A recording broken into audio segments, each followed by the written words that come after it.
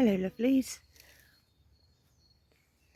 We've had a wet couple of days. Went wet and cold again for a little while. So we're just taking advantage of the return of this bit of sunlight and a bit of warmth and coming out for our woodland wander. So you're welcome to join us. It's all looking rather splendid in the woodland now. Very peaceful. This little ocean of bluebells. I'm trying to be quiet as possible because I know that there's a lot of new little creatures. There's a lot of babies that are around now, because I've been hearing some fox cubs which are near to the wagon. They've been chattering and playing, and I know that there's young deer in here. There's a lot of young. There's a lot young all sorts. The only thing that's not young is me.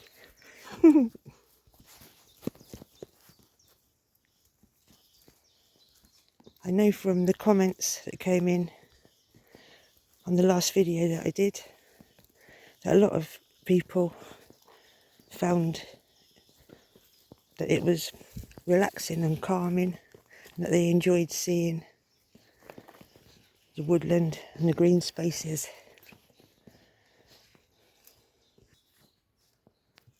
So I'm very happy to know that it had that nice effect on people.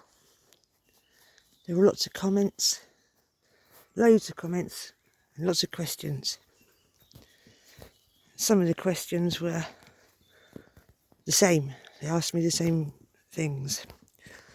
And so I did try and answer people individually, but there were rather a lot of people in the end. And I think I did quite well.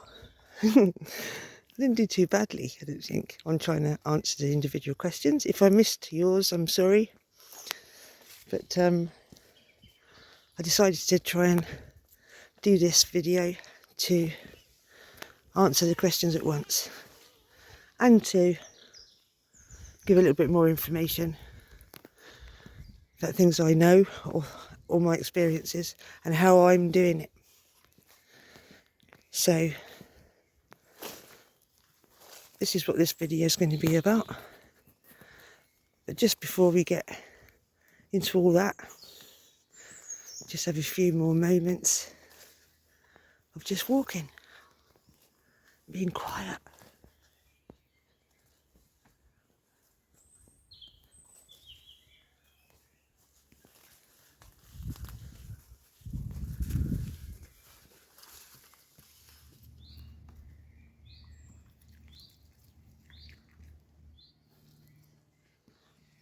One person who commented, I think they were from the US, was surprised at how abundantly the ramsons grow in the woodland.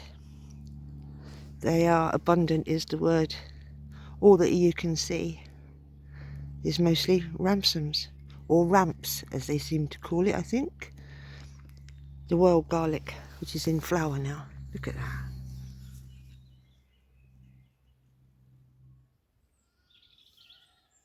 I don't know if you can hear that, but if that doesn't sum up spring, I don't know what does.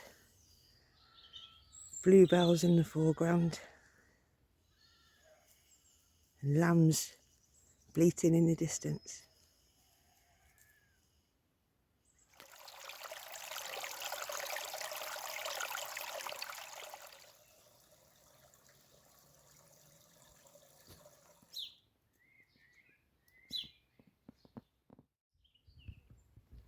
Well, I suppose I better crack on with some of these questions and answers.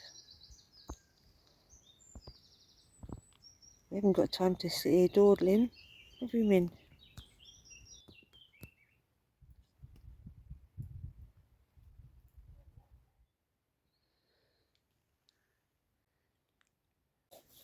So some questions can be answered fairly quickly, and others need a little bit more time. So I'll whip through things as quick as I can, but hopefully give you enough information. I think the number one question I was asked is, do I own the land? Short answer to that is no. In England, you can't just buy a bit of land and then go and live on it. The chances of getting planning permission for that are slim to none. I'm not living in the wilderness. I'm not living in the bush. This is England. We don't have vast wildernesses. We don't have the bush. But we do have some beautiful countryside, nonetheless. And how near am I to local facilities, shops and that, for instance? Like I said, I'm not remote, and I haven't claimed to be living the wilderness life or remote. Good luck to everybody who does that. I've never had the opportunity to be able to do it. All I'm trying to do is get as close to the dream I had long ago as I can possibly get. And because I don't own any land, I can't be totally self-sufficient. I don't have the place to be able to grow enough food. So I do have to get some of my things from the shop. I'm not going to make any excuses for doing that. But I do grow in my tiny little enclosure. I do grow a few herbs and a bit of salad. And I grow a bit of veg with my partner who's got a place elsewhere. We grow a little bit of veg. He's got a little vegetable patch. And I help him with that and do a bit of digging. And we share the bounty. So I'm doing as much as I can do and getting as near as I can to what would have been the ideal if it was available to me. And there's quite a lot of local producers here for the vegetables and fruit, so I always try and support local businesses if I can too. For me, if you can't completely achieve your dream, you should at least try and get as close to it as you possibly can. And I'm doing just that, just getting as close as I can to my dream. And in answer to some other questions, and in response to the odd little bit of accusation and criticism, I might be getting on a bit, but I'm not old enough to retire yet. And the rate it's going here, with them keep wanting to move the retirement age, I'll be lucky if I can ever retire. So I do have to work. I do have to earn a bit of money just to keep myself ticking over. I've been self-employed for years and years now. And I can do all the things I need to do pretty much from the wagon. Someone said, you only film in there, then you leg it back to a house at night and plug everything in. There's some grumpy buggers out there, eh? But I can assure you, I haven't got a high-flying job in the city or something that I, rake loads of money in. It'd be my idea of hell, a high-flying job in the city. And I'm not dashing back to my bijou residence to sleep every night. That's not to say I don't spend the odd night at somebody else's place, the same as everybody else might want to do. This is my home, my preferred place. And in order to do my job with a couple of online shops, I do have to use a bit of technology.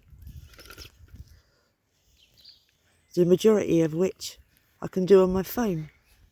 It's amazing what you can do on a phone and what services you can get with it.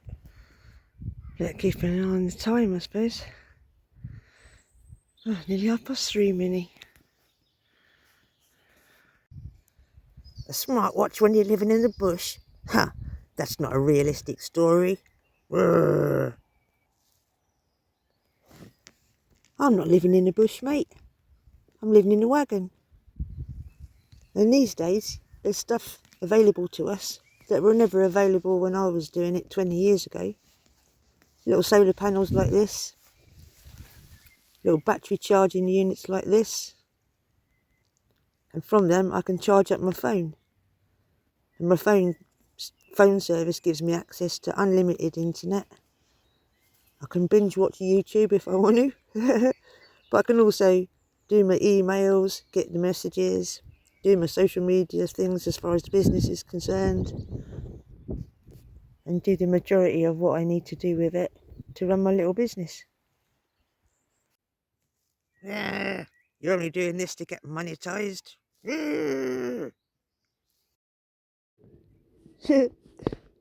I get monetized in the same way as I have been doing for a long time, by doing my little online shops, making some things, some crafts and selling them, and I'm monetized like that. If I ever get monetized by YouTube, which would be a long time coming, then alright, all little helps, do you know what I mean? I don't want for much, but if some comes in from it, I'm not going to turn my nose up at it. I've got to put food on the table, same as everybody else has. I just don't need to earn as much as people do when they're living in a house or paying rent, paying mortgages. But I still got to eat. So I'm not going to make any excuses for earning some money so that I can fund myself and buy myself a few little bits of necessary kit when I need them. I'm not on any benefits. Some people grumpy. I came to the conclusion that there are just some people out there who are not very happy at the fact that you're not struggling as much as they think you should be. Any fool can be uncomfortable, mate. As my old mum used to say, I think some folks are never happy unless they're miserable. I should just quickly say, because I know that 99.9% of you are very supportive, and if you're anything like me, you can be quite protective as well. I'm not bringing in the grumpy man because I'm really upset about it. I'm just using it as an example, partly because I'm a bit of a mickey taker, so I can't help it, but also because criticism's valuable too.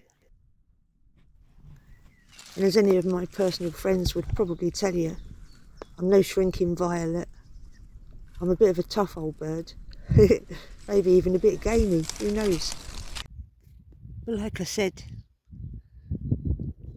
criticism is as valuable as anything else sometimes, because it helps us refine what it is we're trying to say, helps us clarify what it is we're trying to do.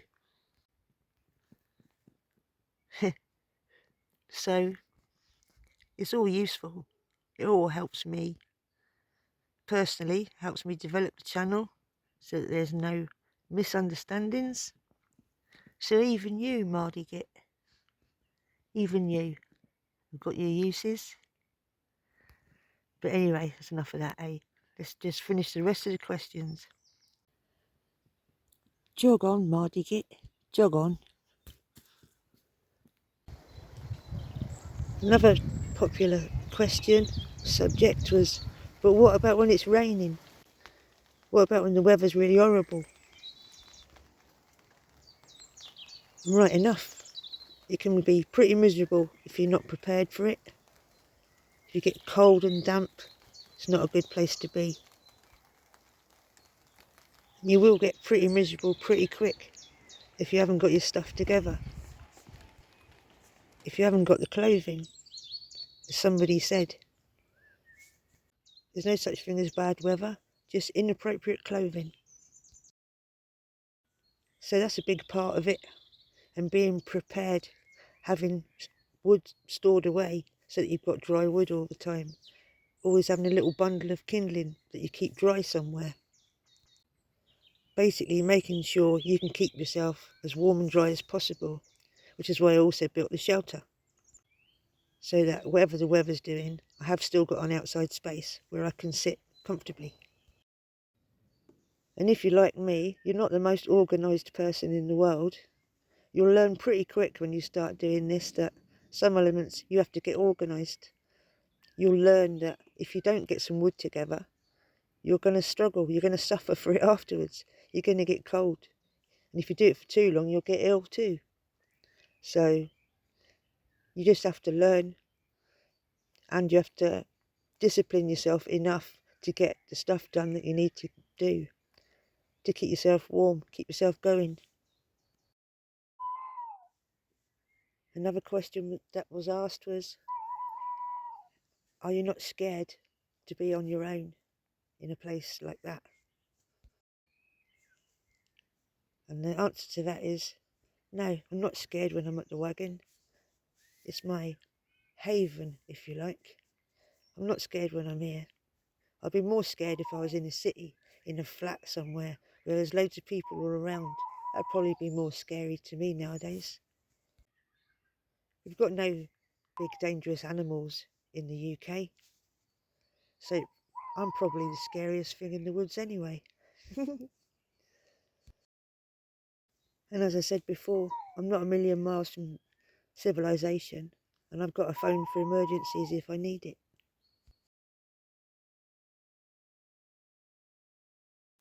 As to will I be doing more bushcraft videos and a few more crafty things? Yep, they're in the pipeline. Will I be showing some more campfire cookery and some of the kit I use for my campfire and around about the camp? Yep. Will I be doing more about foraging and plant ID? Most definitely. And I'll definitely be doing a lot of woodland walking. Where do I get my water?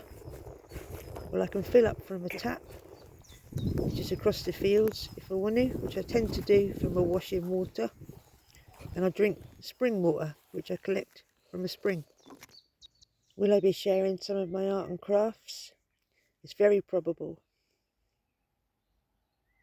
As well as folklore and traditions. I'm not claiming to be an expert on anything. I'm not the female version of Ray Mears.